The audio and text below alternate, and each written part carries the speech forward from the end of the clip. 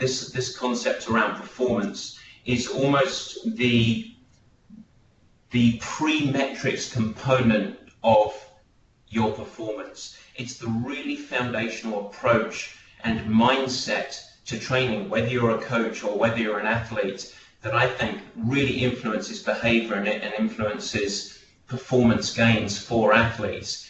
On top of this comes the highly beneficial, successful addition of tools like power tabs. And before you have that though, before we sort of dive into details of metrics and heart rate and power and everything else, I love athletes to have the fundamentals pure. So as we go through today, we won't mention power too much. We're going to be talking about performance at a foundational and educational standpoint. So stay tuned in the coming weeks from Power Tap and myself and Purple Patch, and we'll get going.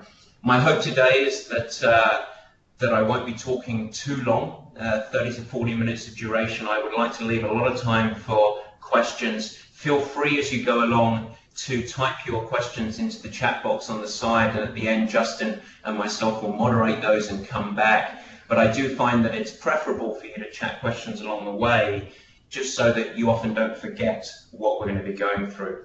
Hopefully I'll tell a few stories. I can ramble, but I'll try and make it as concise as possible. To give you a little bit of background before we dive into the meat and potatoes, my background, I'm an exercise physiologist originally. I also had a career as an elite swimmer and a professional triathlete, although I would say I'm a perfect example of doing a professional triathlon career poorly.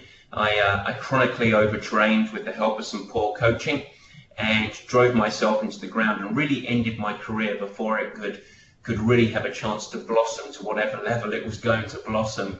I started coaching actually as a swimming coach. That was my foundation in coaching. I still think and believe that was really fundamentally, critically important for me as a coach, managing very high-end, high school age swimmers, that many of whom went on to Olympic trials, Olympic level type swimming.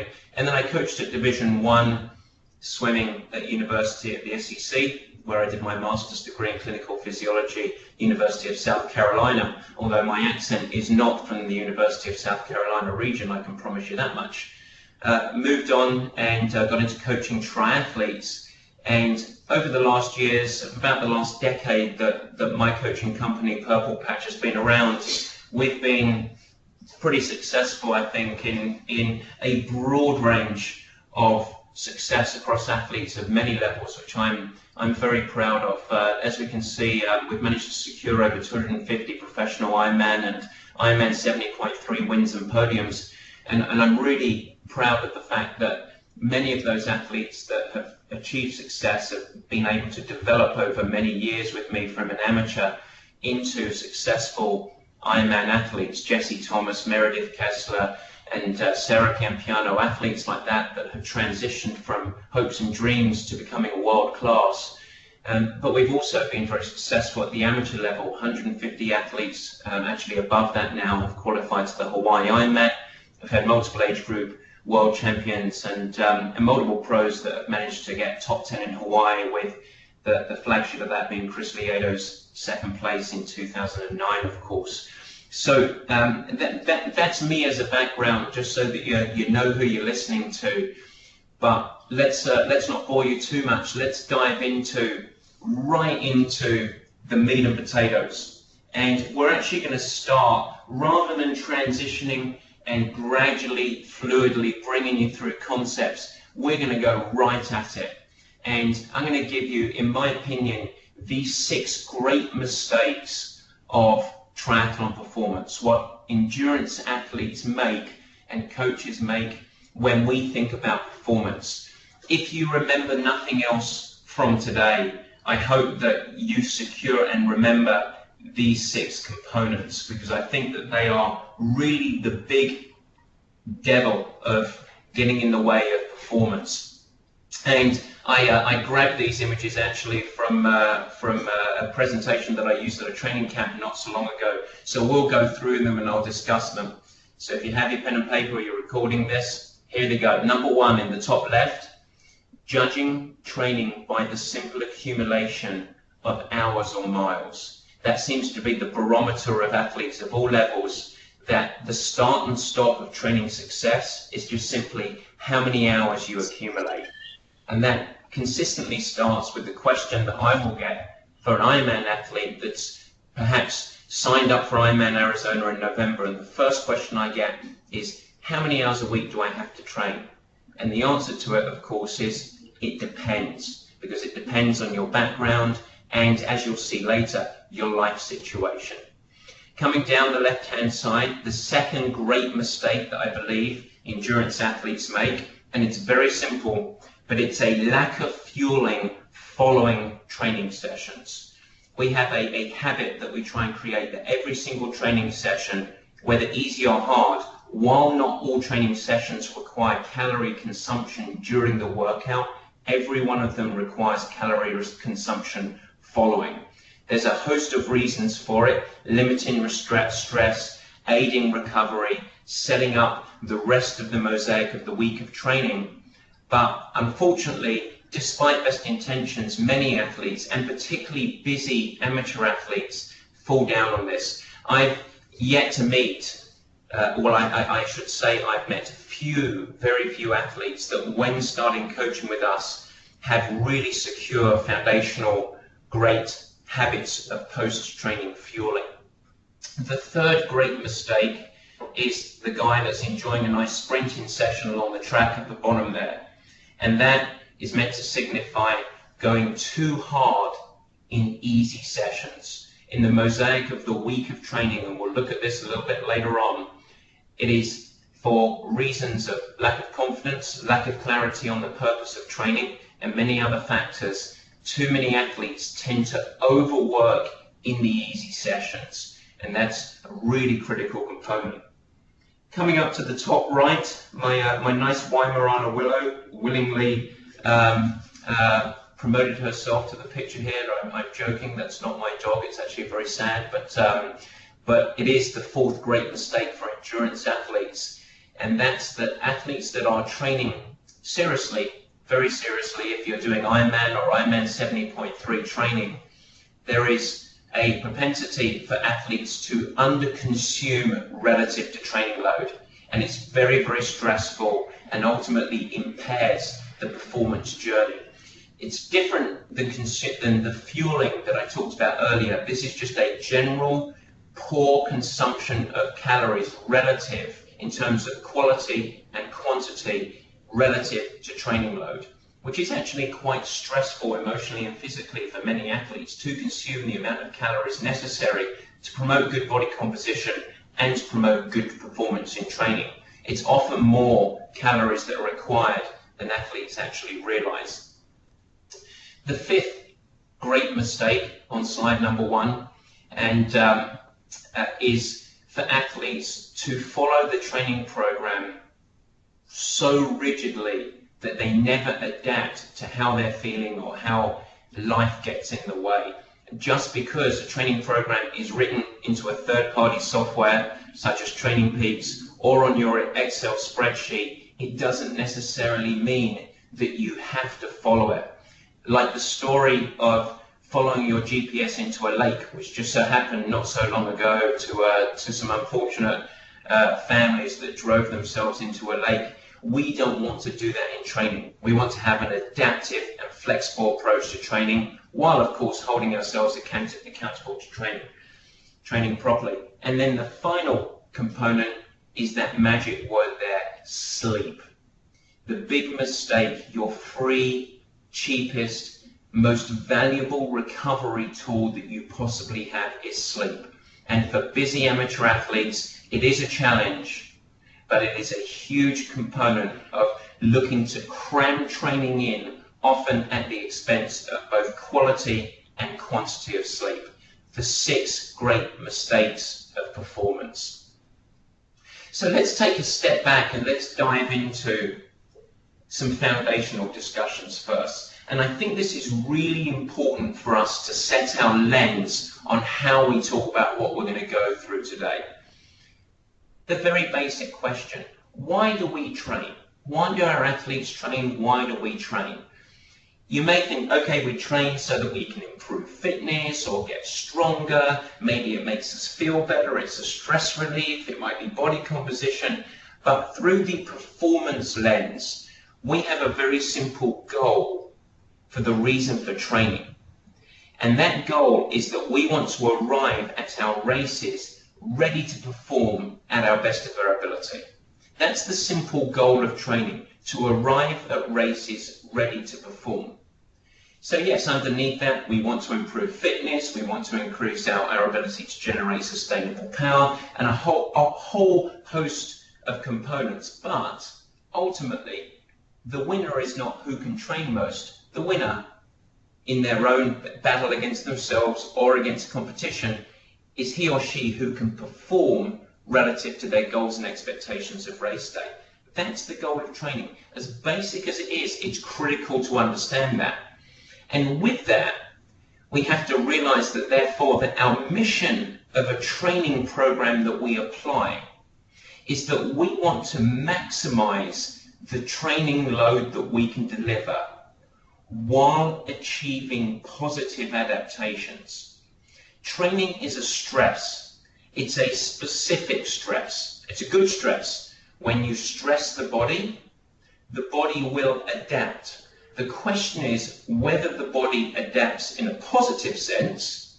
It gets fitter, it gets stronger, and all of the other physiological adaptations that enable us to go faster on race day, or the unfortunate negative adaptations, the accumulation of too much fatigue, and we have overload of hormonal stress, musculoskeletal damage, including injury, and other components. Well, our mission as a coach or as an athlete is for each individual athlete, we want to maximize training load, but achieve positive adaptations. And that should set our lens from how we approach training. Well, when we consider the professional athlete and the amateur athlete, the goal is exactly the same. It's exactly the same. We want to maximize the training load, and we want to arrive that the race is ready to perform. For the pros, the goal is world-class performance. For amateurs, it might be trying to win the podium, trying to qualify to the Hawaii Ironman, or it might be just about getting across the finish line. It's the same goal. The key to understand, and the first thing we need to go through, is that the path to get there for a full-time professional athlete versus an amateur athlete may well be very, very different, and it's really worthy of consideration. Let's first look at a professional athlete.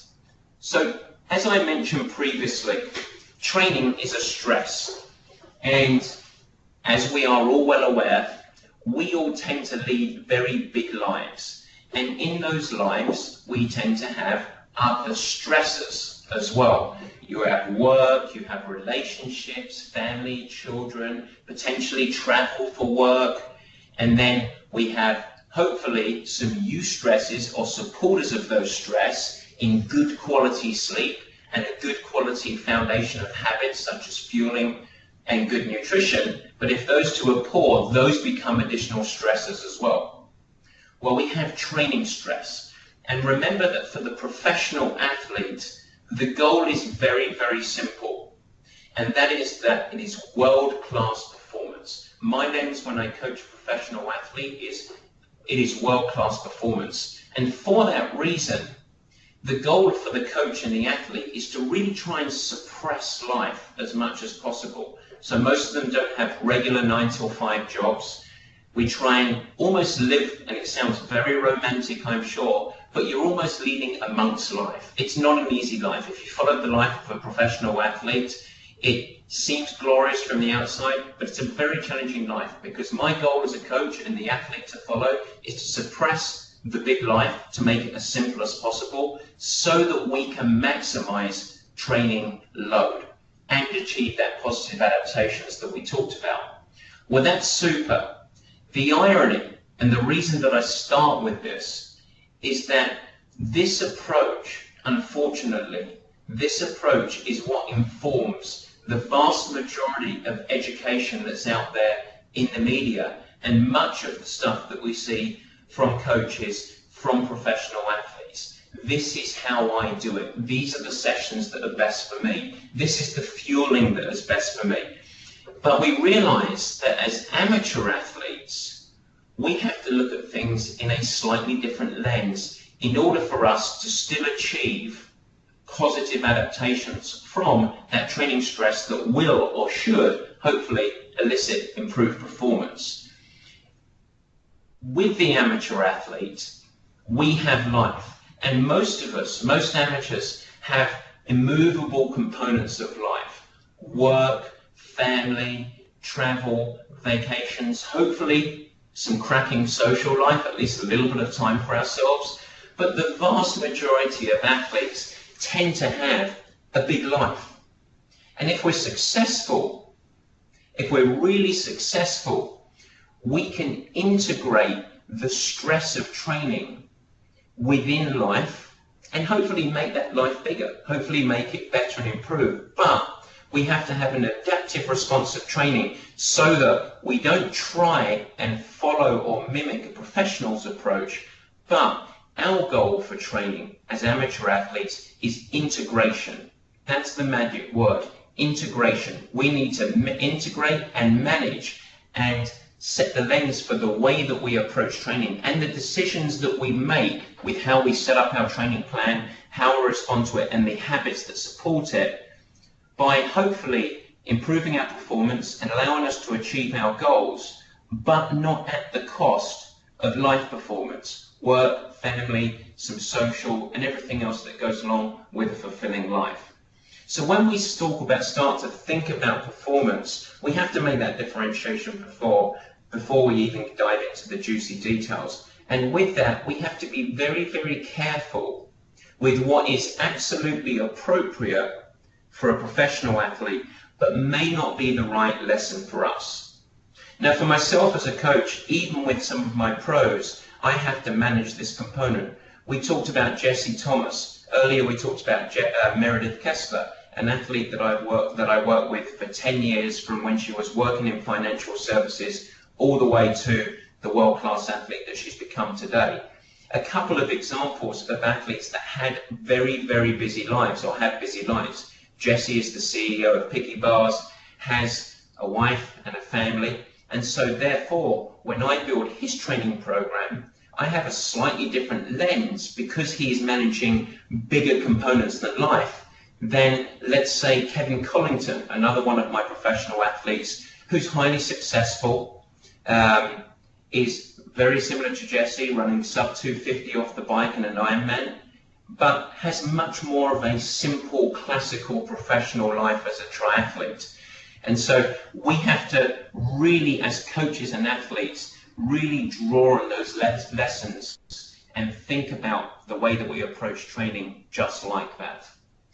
So as an amateur athlete, it's really important to have a dynamic approach to training.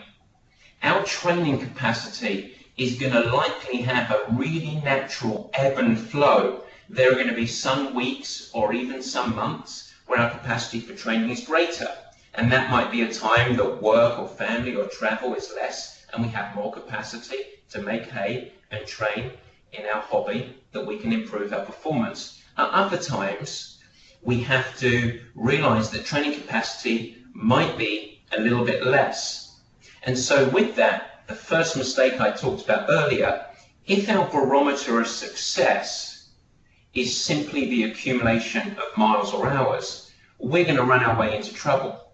Because if we also just follow the plan because it's written so, as life stress increases and decreases, if we don't maintain an adaptive mindset, we're going to either undertrain or overtrain relative to that block or that capacity at that time.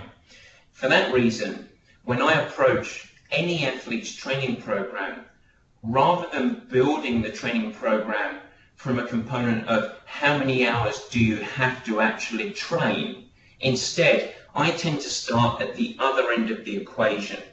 In any cycle of training, in any week of training, how many hours do you truly have? And once we go through that process of understanding how many hours we truly have, then the golden question is, how do we maximize those training hours? And when you have that lens as a coach or athlete, it matters really not how many training hours you're doing, it's what you're doing with the hours relative to life, and as we'll see a little bit later, can still achieve one of the major words, the magic words of performance. Now with this, of course, it all sounds great in concept, but we have to develop a system to help us make smart decisions along the way. Because while that conceptually makes sense, we have to actually create a framework of how we build our training program to enable us to be successful. In addition to that, we have to adhere to getting the very basics right that will support that training program. So hopefully I can take you through and give you a little bit of a framework of that system and help you understand what the key basics are to help support your training. So the magic words of performance. These are 4 magic words. In each of these components, when we think about it, it doesn't matter whether you're new to the sport, you're Olympic distance, you're an Ironman, you're a half Ironman athlete, you're looking to qualify or win your age group in Hawaii, or you just dare to dream of qualification to one of the world championships. These words are the magic words. Number 1 is the most important. If you want a key to performance, there's no getting around that success is built on consistency. That is the magic word. Can we create consistency? Every time we talk to athletes, every time I have individual conversations with athletes, that's the word that I probably know better than any other word in the English language. Consistency, consistency, consistency. Of course, if we're going to be consistent as an amateur athlete, we have to successfully achieve integration, as I mentioned. We have to ensure that we maintain motivation. Well, if we successfully achieve integration, that's more likely. And we have to stay healthy, because performance is built on a platform of health. So consistency is huge. We also have to train specifically for what we're getting ready for. So that word specificity is really important, and we're going to dig into that in a couple of seconds. The third magic word is progression. Now, progression is a big word. It's a topic that you could talk about for more than an hour webinar in itself. But when we talk about progression, there's progressive load throughout a season. There's a progressive load throughout a block in the season, and there's progressive load over the course of many seasons.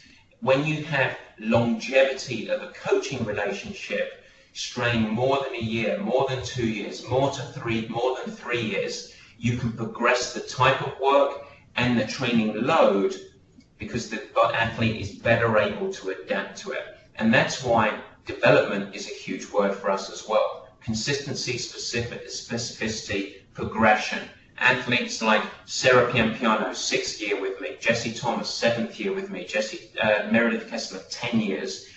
That's when you can start to build progression for an athlete. And ultimately, and this is the tough word for people to hear, it also takes a whole bunch of patience. Too many athletes, unfortunately, want immediate returns, want immediate results, and really, if the honest truth is being told, performance, great performance, cannot even be achieved in one single season. I think it's truly a multi-season approach, which is a reason why we have to have passion, we have to love the sport, and it cannot dominate our life as amateur athletes if we are going to have the patience necessary to truly reach your best performance as we go through. Well, as I've alluded to, the 2 key elements of success based off of those 4 words are really, the 2 key elements are really 2 components. The first is how we set up training, and the second is how we support that training. So we're going to go through and talk about a couple of components of setting up your training, which I think is relevant to really all athletes, and then we'll dovetail off and talk about supporting that training in order to be successful. Let's talk about the busy amateur athlete and setting up the week of training.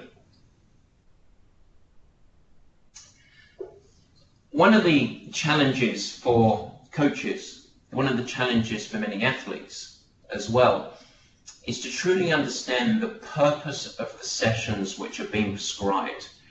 And so often when I look at other athletes' training programs, it just seems like a lot of work. It seems like a lot of training.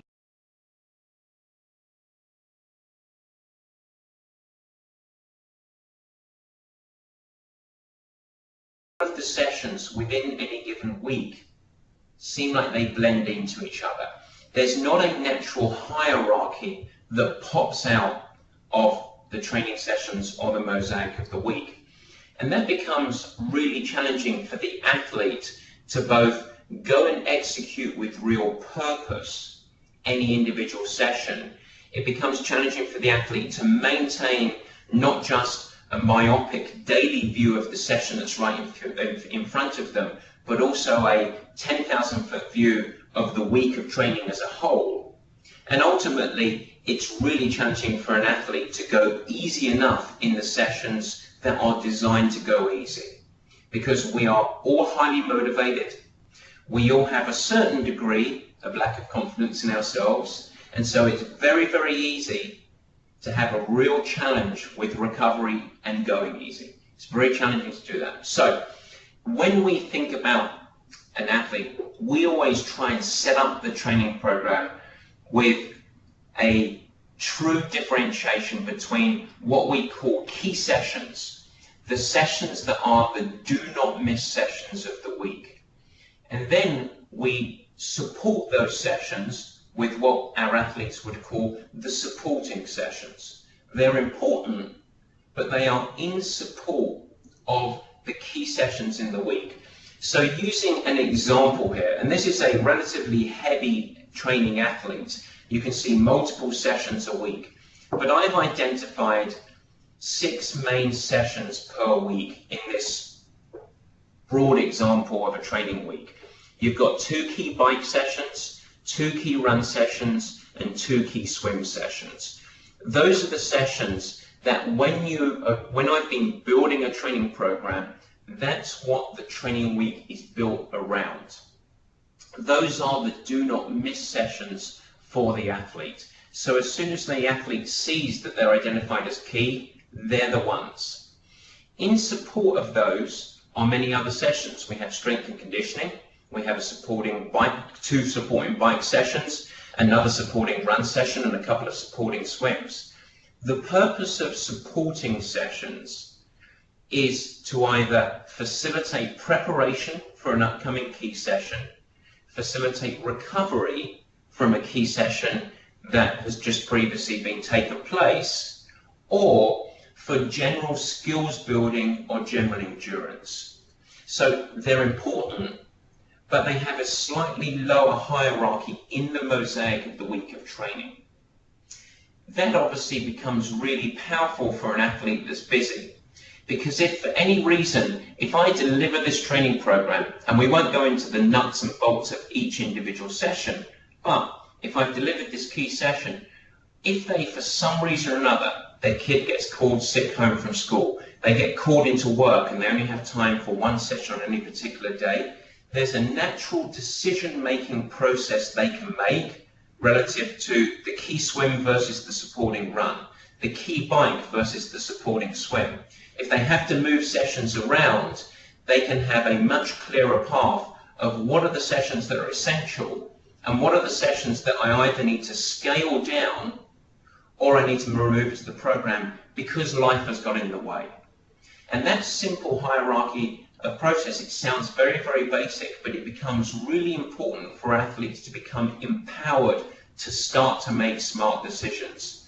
The second component of this, which becomes very powerful, is to ensure that the athlete is understanding the purpose of the sessions and executes them as intended. And let's use an example. On Monday evening here, we have a supporting bike session. The next morning, there's a key bike.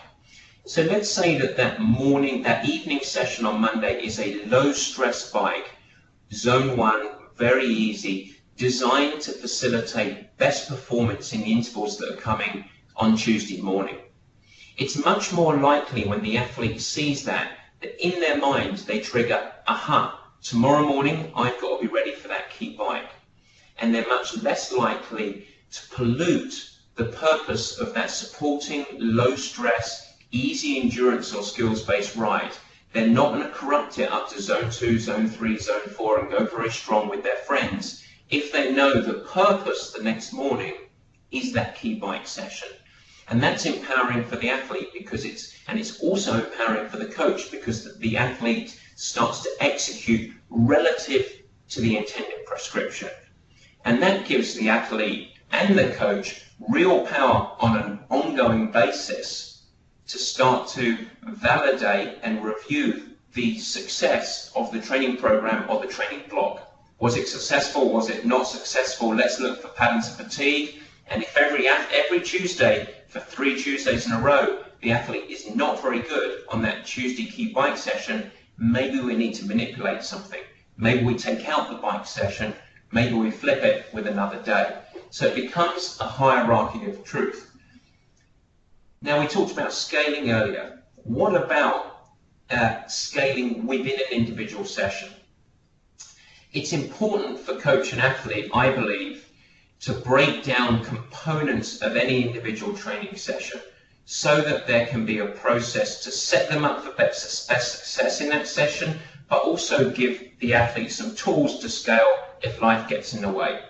There are normally about 4 main components of a session. In the bottom right, you'll see the box. There's a warm-up, there's a pre-main set, there's the main set, and then sometimes we have something else on the end.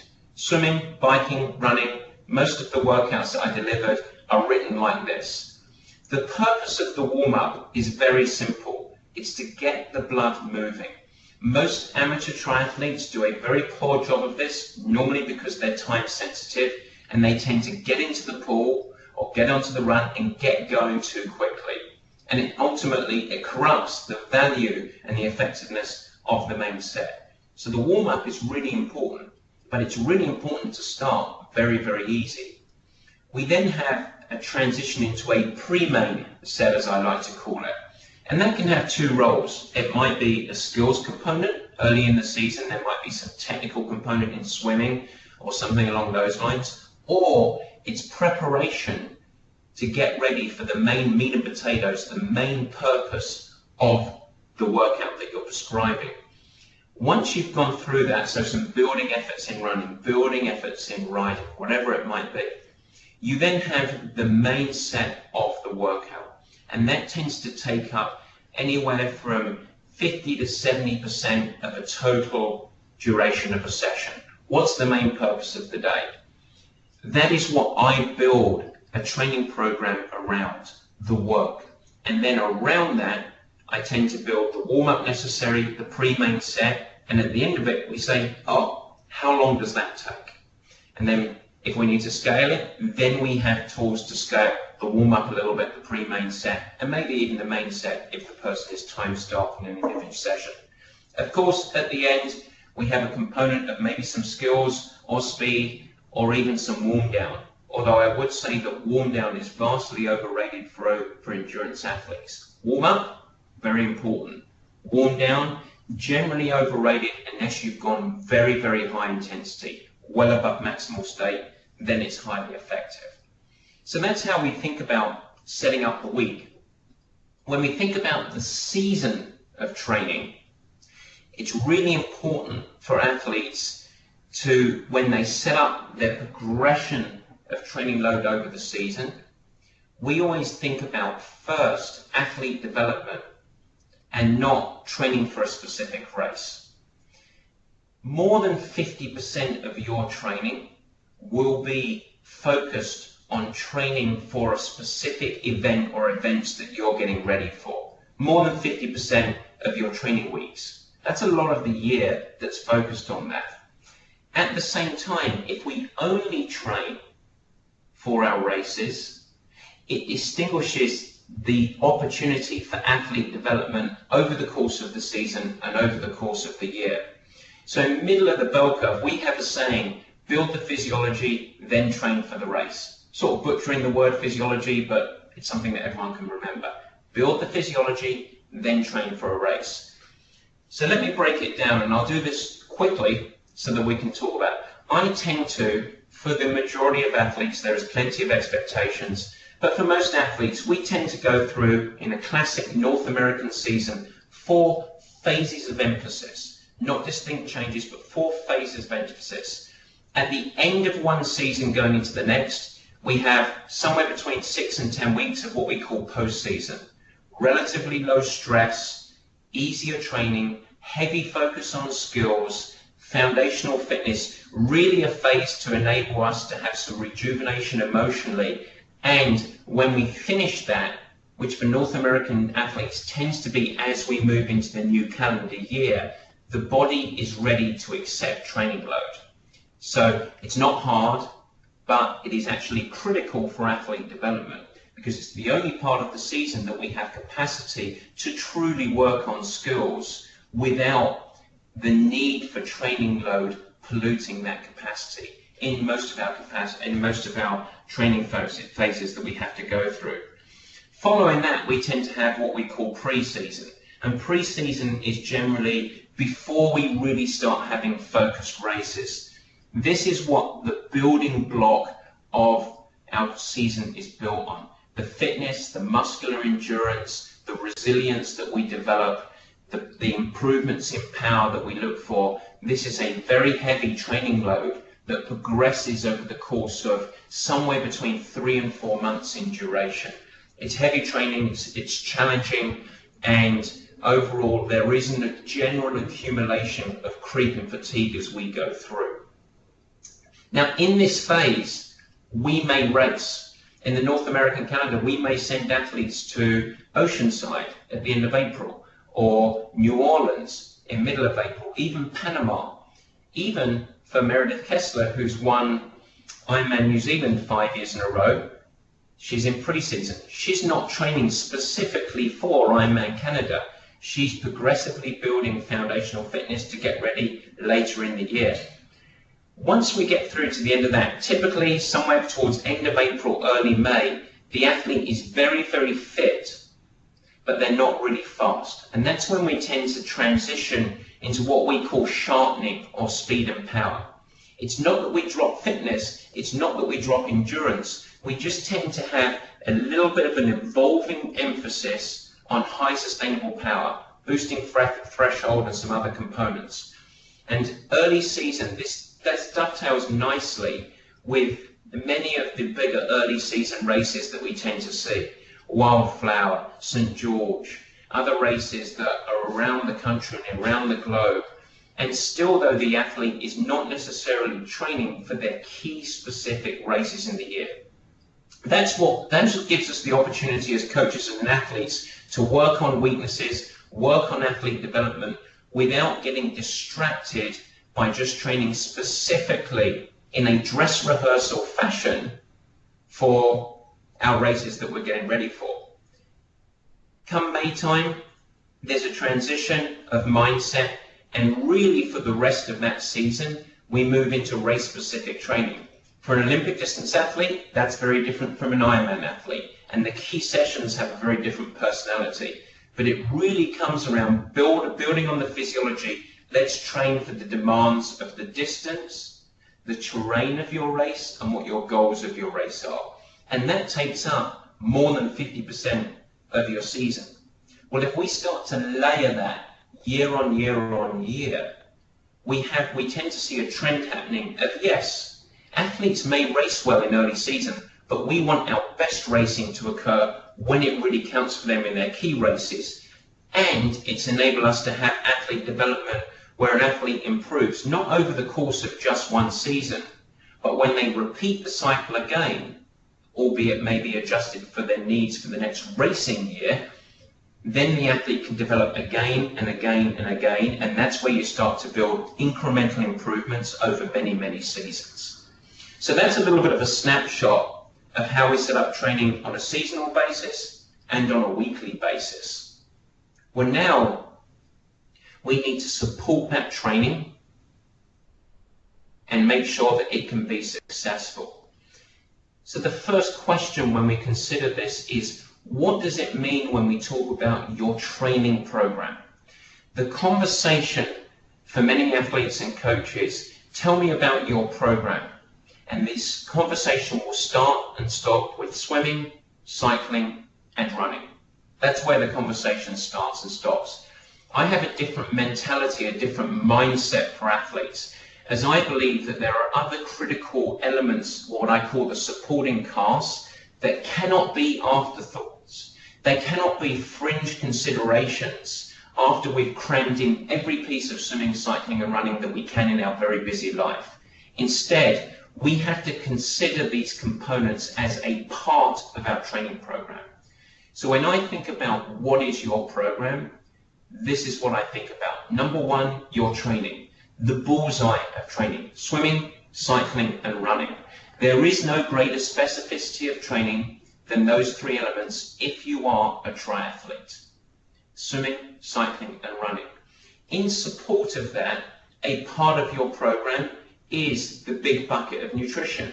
And that's broken down into 3 or 4 components. Fueling following the workout, hydration, both in terms of hydration during your training session and re-establishing hydration status between training sessions, and then a platform of high quality and quantity eating habits, breakfast, lunch, dinners, and snacks. As an athlete, that's a part of your training program. It doesn't mean that you have to become a monk. It doesn't mean that you cannot drink alcohol. It doesn't mean that you have to eat like a bunny rabbit. You have to consider it as a part of your program, and that informs some of your habit creation. In addition to that, the third component of your training program is recovery. Well, there are 3 main components of recovery. That's your training plan prescription. There's your lifestyle, which would include nutrition, but also have sleep and rest. And then, of course, there's all the stuff that you can be sold, modalities, complex muscle stimulators, compression sleeves, everything else, massage, trigger point massage therapy. Recovery as a subject, and we'll get into this in subsequent seminars, the most important components is a smart training program, ideal for you, the athlete, and sleep and downtime and nutrition. Modalities pales in importance relative to those components. But we have to, as athletes, not think of recovery, going easy in the light sessions, prioritizing sleep, making sure that we have a little bit of self-tone and downtime to reflect and put our feet up. We can't consider that as a nice to have. It is a part of your training program. And then the final component, in my belief, a very polarizing subject, strength and conditioning, a part of an endurance athlete's training program. And so with that, I'll finish with the basics. We started with the mistakes. These are the basics. In 2015, for our pro squad, and we have a good pro squad, we have 11 pro athletes on our pro squad, we have a theme for every year. And last year, the theme was this: nail the basics. So imagine they're world-class athletes, and the only component before they can have considerations with the coaching staff about wheel choice and wetsuits and whether they're adding training load, this was the prerequisite. This is what we based our success on. 6 main elements. Number 1, important habit, fuel after every workout. Number 2, below there, be present in every workout. Be present. Understand how you're feeling. Self-monitoring. Really understanding the purpose of the set, not just being a passenger. Of course, there are workouts where it's important to just go and run free and run easy and not think about much. But in the workouts that count, be present. That means if you're riding on the trainer, you're not sending emails, just as an FYI. Be present. That's important. Number 3, be willing to, without loss of confidence, be willing to adjust the training program relative to how you're feeling and what life throws at you. Because ultimately, our path of progression towards performance will never be linear. We will have hiccups, we will have adjustments, and as an athlete, you have to be open to that and realize that it is normal. We have to be flexible, and we have to have a process to be flexible. The fourth basic, and there's a t-shirt that says this, smoking jackets. I want you to imagine sitting by the fire, slippers on, whiskey in hand, dog at the feet, low stress. And what that is, so that my guys remember it, smoking jackets, that's when a workout is prescribed as easy, it means you go really easy.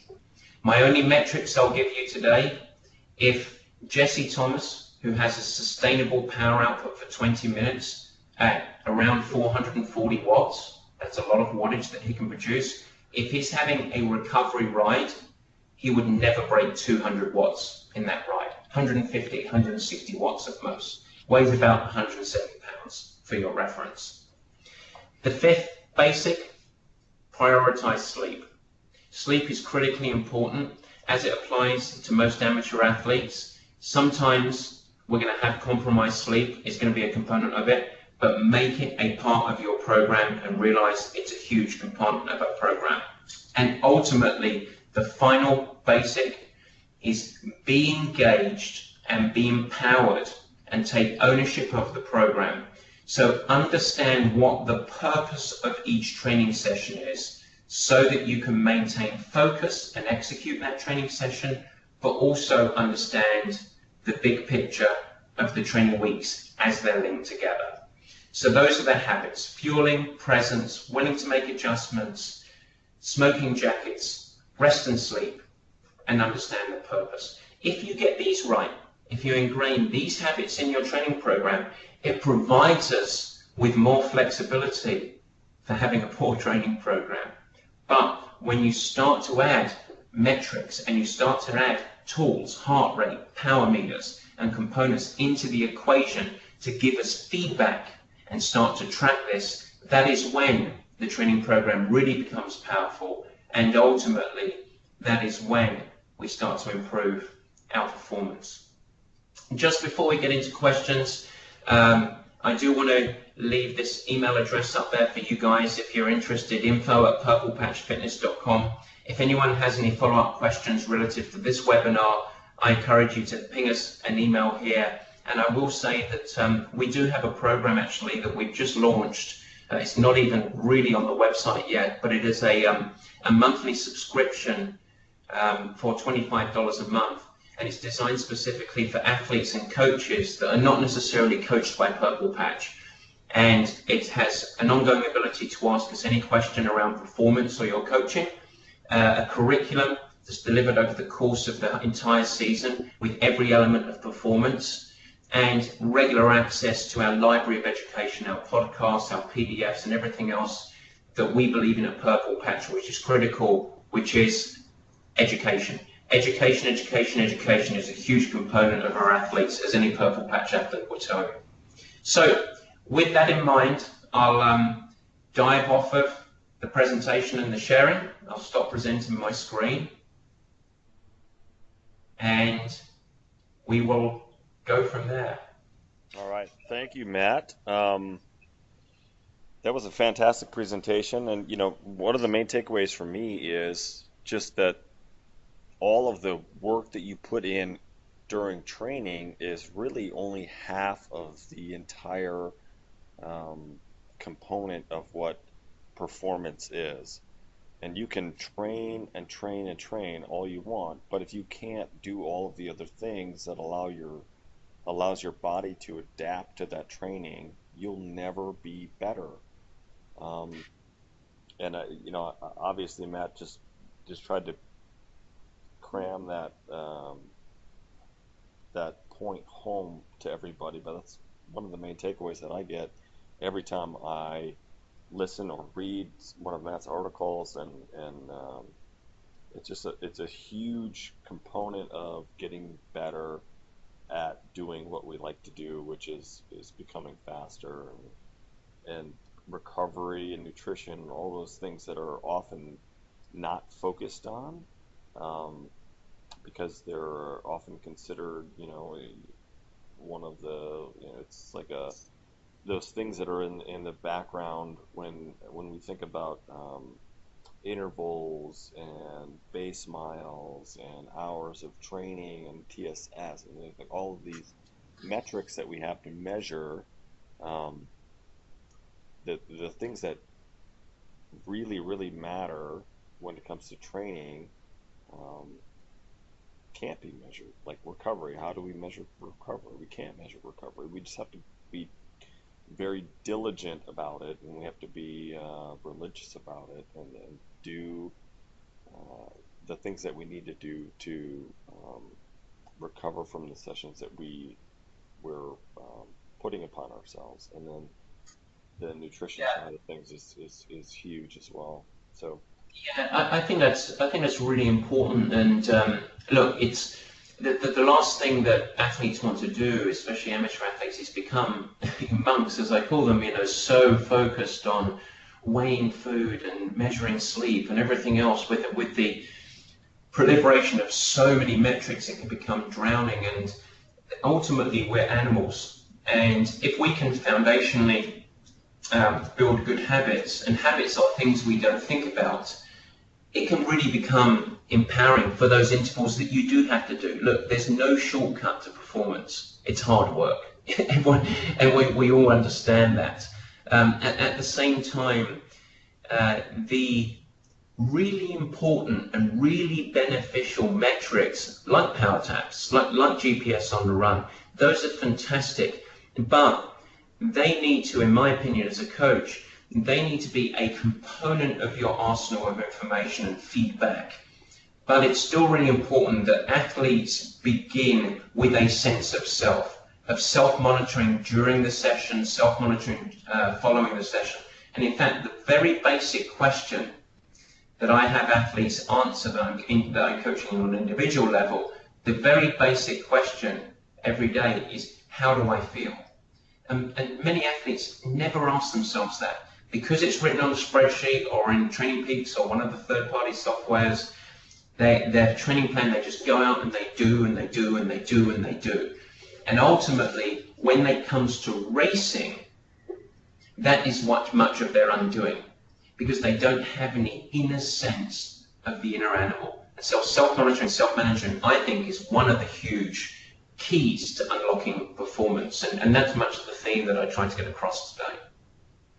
yeah, Matt, that's a fantastic point. I mean, the ability for somebody to say, yes, I see all of this information that's coming to me on the head unit while I'm riding, and still say, okay, there's a science component to everything, which is data and all this other stuff, and then and on the other side of that, there's an art side of it, which is how you're actually feeling. So there's almost a Jekyll and Hyde in every one of us while we're training, and we have science to say that you're doing 200 watts or doing 250 watts, but how does that feel? Like, how does 200 watts feel? Because it's not going to feel the same on every single day that you go out there and ride your bike, and a 7:30 pace on the run is not going to feel the exact same on every day that you train, because there are ebbs and flows, and the human body is a very mysterious thing, and there are different training cycles that you'll be in where a 7-minute pace or a 7:30 pace will feel uh, very challenging, and then on another time when you're more fresh, uh, that pace might actually feel relatively easy. So there's like Matt said, I mean, there's a huge component of like, how do you feel? Like, you need to check yourself every single workout, and do a self check on how you're feeling based on the metrics that you're given. You said something that was really important there, which is the body is a mysterious thing. And I saw a great quote from another coach that I would love to steal, but it's his, which was, "We're not building a bridge," and that's truly it. And to give you guys insight, when I'm prescribing to my professional athletes, and in fact most of my athletes, when I'm prescribing training sessions, very rarely, if ever, will I say you should go and ride at this power. We actually start from the other side of the cycle and say, this is the feeling, this is the intention, be it Ironman pace or half Ironman pace, but it starts with a feeling, and then we review in flight, in the training session, and then of course pick it apart afterwards. What's the output? What are we actually achieving? And we have little sayings that we like to say, let the watts flow, or the governor. We want to make sure today that we're governing output and not going over too much. And so that's where the information becomes really powerful. But if you just start with, you must ride at X power or you're a failure, and because we've achieved it off of some functional threshold assessment, I think that's a less effective way to go about it, and shuts off the sort of mysterious art of what's happening with our physiology and how it's influenced from previous training sessions, sleep we did or didn't get, how we fueled, and everything else that goes into it. So I'm not sure if anyone else has any sessions, any questions, I should say. I apologize. If anybody does have any questions, there's a small little comment box or circle on the lower left side of the screen. Just click on that, type your question in, and we'll answer them as they come. So I think I have one here. My question is around injury recovery, riding using a Cyclops Fluid 2 trainer. Any general rules, guidelines around injury, deep leg bruise that required surgical draining, recovery tips other than standard doctor orders, and precautions? Low watts, question mark, mixed intervals, question mark, nutrition tips, question mark, neoprene wrap, thigh, question mark. Yeah, it's a great question, and the first thing I'd say is, firstly, I'm sorry, it sounds painful, and it is painful. One of the big risks when you have injuries like this is actually less on, once it's gone through the initial healing process and you can regain a little bit of mobility. One of the things that often happens when athletes come back too quickly or are too eager to train is the compensation injuries. So if you have a deep leg bruise in the right quad, if that causes you to compensate with your regular riding style or your pedal stroke, or when you return to running, if you're a triathlete, it's often the other side of the body that injuries start to occur. So the first thing I'd say is you need to be patient. The second thing is that you only want to do what you can do on the bike relative to your Cyclops Fluid 2 trainer. You want to do on the bike what you can do with natural good posture and good form. So we don't want to compensate. In general, it's definitely a reduction of power, wattage. You bring the wattage down, and that can be guided really by the stages. You want to sort of creep up, and depending on how long the recuperation is, and I would give you, I would imagine something like this with a surgical drain is probably 14 to 21 days. Your target should be in about that time. I want to gradually progress my wattage back to norm and back to the place relative to when your doctor thinks you're going to be set free, or when the sort of expectation is. I don't think you have a limitation on range of cadence, which is very important. Some lower cadence work is probably good, but if it aggravates it, don't do it. Some higher cadence is okay, probably good, although that tends to be when you have less time, less control in the pedal cycle. So regular cadence and a little bit lower is actually probably good, which many people might say it is surprising. It's actually often the fast cadence with deep hematomas that really hurt people. Nutrition, maintain a healthy diet, good diet, avoid neoprene thigh wraps, don't try and do anything like that, and be careful with intervals, and ultimately these things tend to recuperate, and if you let pretty quickly, and if you let pain be the guide, and then you should be good to go. So we can go from there. All right, that's fantastic, Matt. Great answer. Next question is, how do you know if you're getting enough? Target hours, question mark. How do naps figure in, question mark? Earlier on, there's sort of the blend of science to relative to, it's a big question. Let me approach the second one first, naps. the the emerging science, one of the great emerging sciences of recuperation is actually meditation. And in that bucket of meditation, I would include naps. The way that I view naps, and I've been very lucky to collaborate or work with one of the premier sort of sleep experts in the world, who did a whole bunch of educating for me and made me look a little bit smarter than I really am. But the best practice for naps is, if at all possible, have a daily time slot when you can nap. You don't need or want to nap for more than half an hour. I tend to actually keep mine somewhere between, it's going to sound bizarre, somewhere between 12 and 17 minutes. And that's because I'm very busy and that's what I can have. And the key is that you don't have to fall asleep. But there is no doubt a performance advantage and a natural hormonal release that will improve your alertness and your little bit of recuperation by lying down in a dark room, that the environment is quite important, or eye pillows over the head, quiet, and just being relaxed. Very akin to meditation. Some people might like to do meditation, some people might fall asleep, but the effectiveness is not about you actually falling asleep. That's really important. So if you can, and some of the emerging forward-thinking companies actually incorporate naps into their work culture now. They have nap rooms and things like that. I'm based in San Francisco, so you can imagine the type of companies that do that. But that's a really powerful component if you have it.